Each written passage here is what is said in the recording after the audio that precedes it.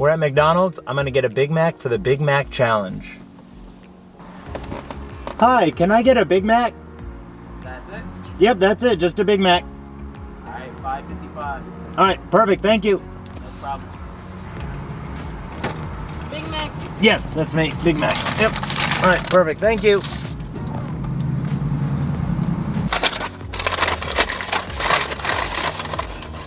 Now that I have the Big Mac, we can complete the Big Mac Challenge.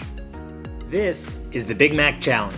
The challenge is to burn off a Big Mac by repeatedly lifting it to your mouth to take a bite in the quickest time possible.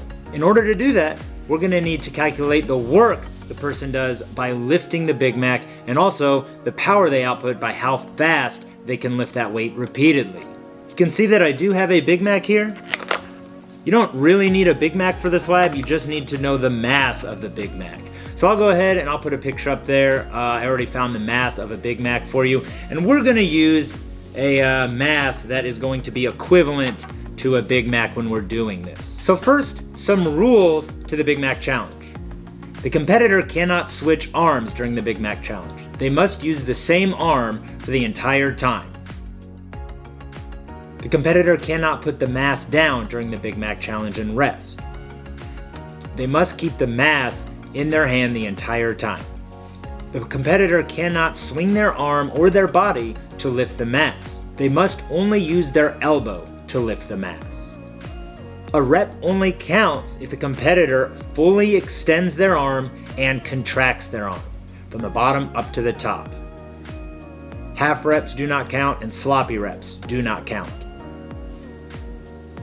The arm the competitor starts with will start in the fully extended position with the mass down at the bottom.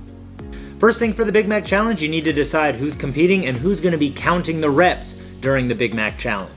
Now, whoever's competing, the first thing that you have to do is measure the displacement that mass will travel when they curl their arms. So they're going to have a meter stick, and what you want to do is place that 0 mark down where the mass is going to start, have them contract their arm and pull it all the way up to the top and measure that displacement, how far that mass is going to travel up every time they curl that mass. I'll go ahead and put the displacement of my arm up so that way we can use that to calculate the amount of work that I'm gonna do every time I lift this mass. Now the time I'm going to be using for the Big Mac Challenge is going to be 2 minutes or 120 seconds. So before we start the challenge, we need to find the force that the person is going to be applying in order to pull that Big Mac up. So we do need to find the mass of the Big Mac. I'll go ahead and place the Big Mac on a digital balance so we can get the mass of a Big Mac. And like I said, I'm going to be using an equivalent mass for this competition, so I'm not actually curling a Big Mac. That would get a little messy.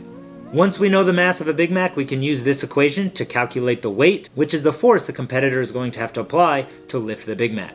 Now that we know the force the competitor is going to have to apply to lift the Big Mac and how far that they are going to lift that Big Mac, we can calculate the amount of work that the competitor is going to do every time they lift that Big Mac.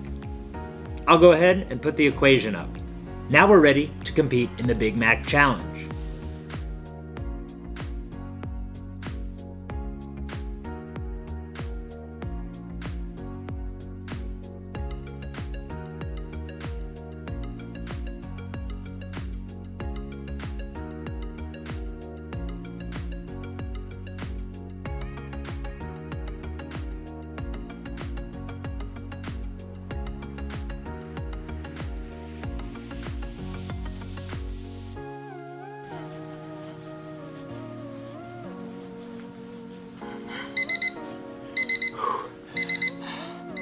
Now that we've completed the Big Mac Challenge, we can use the number of reps the person got during that time, and we can calculate the total amount of work they did during that time interval. So I'll go ahead and put the number of reps that I did during the Big Mac Challenge, and we can go ahead and use that and the calculated amount of work for every rep that I did to calculate the total amount of work that I did during the Big Mac Challenge.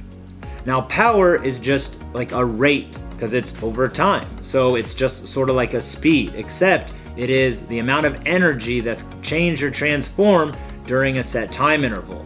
I'll go ahead and put the equation up for power and the data that I got from when I competed in the Big Mac Challenge. So using this equation and the total amount of work that the competitor did during the Big Mac Challenge, we can calculate the amount of power that that person did during the Big Mac Challenge. So using that rate, we can calculate how long it would take that person to burn off a Big Mac. Now, the Big Mac is 550 calories. Now, calories is another unit for energy. So I'll go ahead and put a conversion factor up there so we can get from calories to joules. Now, using this conversion factor and the power, the time that it would take for the competitor to burn off the Big Mac by lifting it to their mouth to take a bite can be calculated. So I'll go ahead and put the data for my Big Mac Challenge up so we can calculate it. I'll go ahead and I'll put how long it would take for me to burn off a Big Mac by lifting it to take a bite. Once again, this is the Big Mac Challenge.